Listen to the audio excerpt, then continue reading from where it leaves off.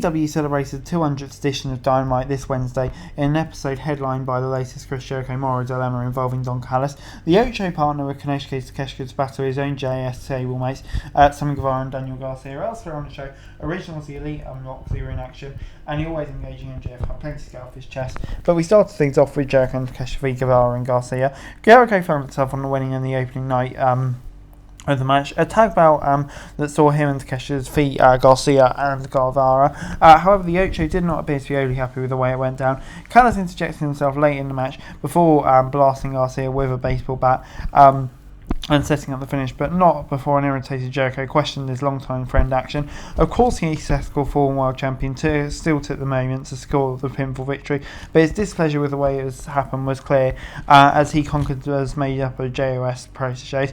It remains to be seen whether Jericho fully commits to the Callis family, but after Matt Maynard interrupted an interview by Rodney Paquette and ordered him to attend a mandatory JOS meeting next week, the decision may not be his to make. So yeah, this was really good. It gets 7 out of 10 from me on Dynamite.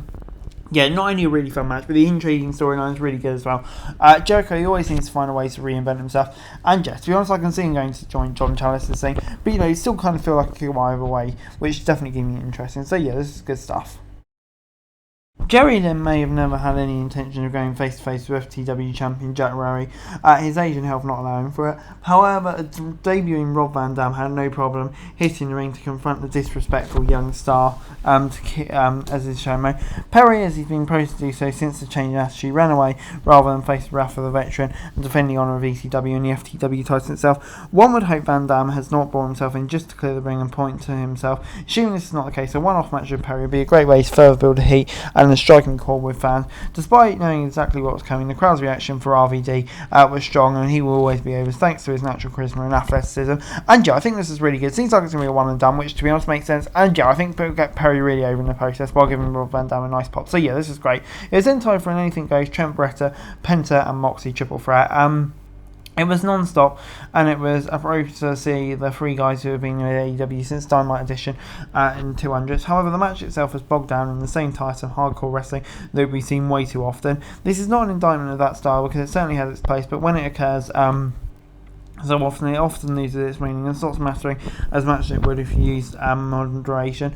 Beretta scoring the win was a nice touch because a guy, whether it was in WWE, New Japan or AEW, has long been one of the most underrated wrestlers. The challenge was laid out with his partner Chuck T for parking up ball against Mox and Cast, and that should be fun for no other reason than it comes out with creating fresh opportunities for the chaotic style. Props to Penta too, who looks to be in his best shape for years out there. So yeah, this gets a 7 out of 10 from me. Yeah, really enjoyed it, I have to say, and yeah, I think Beretta getting the win could be really, really big for him. But yeah, just nonetheless a really fun match. MJF was out next, and he will defend the AEW World Championship against Adam Cole at All In at Wembley Stadium. The main event was made official by the champion himself, keeping his friends plea that he give him his title match, and this was great stuff. MJF was really playing up to his babyface persona, competing with a personal story of vulnerability. If there's ever a moment where MJF appeared to be genuine, it was here. He came across more likeable than ever, to the point you almost expect the devil to rear its ugly head and sucker fans into believing him, but he didn't. Instead, MJF made good on his promise, setting up a main event that will be the most significant in AEW up to that point potentially. And yeah, it'll be whether who will execute a betrayal or where that all goes, and I think it's going to be really intriguing even up to this point. It's definitely the best story in AEW right now, and yeah, to be honest, I really can't wait to see how it goes, and it's unpredictable too. But it's then time for the Elite versus Jeff Jarrett, Jay Lethal, and Satnam Singh. On the same day, they into extensions, the Elite got the win here in a fun, energetic trios match. There was interference from Karen Jarrett, Sanjay Dutt, Brandon Cutler, and Hangman Page before the Babyfaces scored the victory, following one thing and angel from Omega to Lethal. The reveal that the Elite will stick with AEW for a long time coming was make their fans happy, and yeah, when they head into All In All Out will be interesting. Right after the match, Excalibur through to a video package featuring the Mogul MC who invaded Buddy Wayne's academy and attacked Nick Wayne in a vicious message to Darby Allin. So yeah, kind of continuing that feud, but yeah, just touching on that match, like I say, a really good match, and yeah, kind of celebrate the Elite winning and signing a new contract extension, which of course is massive for AEW. So yeah, it did make sense to stick it on there. And yeah, I'm enjoying the Wayne Allen feud as well. That could be really interesting, potentially powering into the TNT title match that of course we're getting it All Out. Moving on then to the ROH tag title match between El Hijo del Kingo and Commander versus Aussie Open.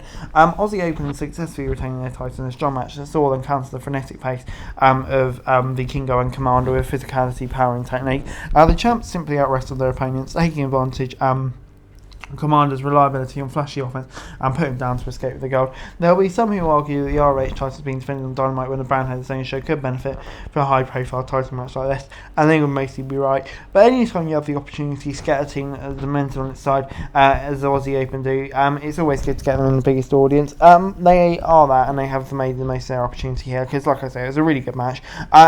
All four men, we know how great they are. So yeah, for me, I really enjoyed it. It's a good opportunity to showcase them. Before it's time for the Women's World Championship match, Shida versus Toni Storm. On the heels of online criticism surrounding AEW's treatment of its women's division, arguably the greatest women's champion in promotion history, Shida battled the first two-time holder Toni Storm in the main event. They delivered on their end of the bargain, producing a quality match.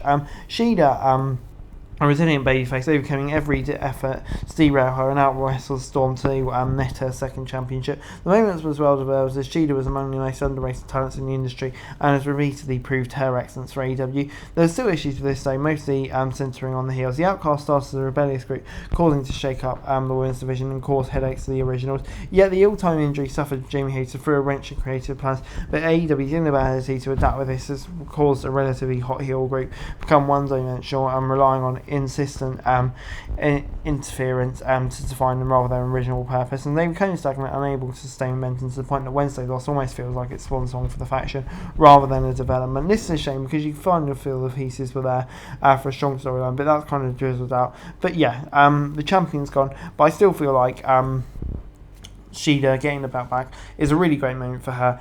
And yeah, could we kind of revitalise the women's division too, because she's so great. And yeah, like I said, the match was brilliant as well. Just taking that into account, I'm going to give it an 8 out of 10.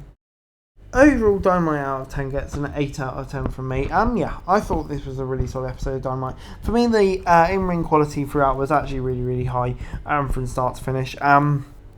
And yeah, some interesting little storylines in there as well. So yeah, there was a lot happening on this show. And yeah, I really enjoyed it. It gets an 8 out of 10 from me, like I say. But anyway guys, that's the video. Thanks so much for watching. Like, share, subscribe. Let us know what's going on for daily wrestling news. The content channel is going to be greatly appreciated. Thanks so much for watching. Peace.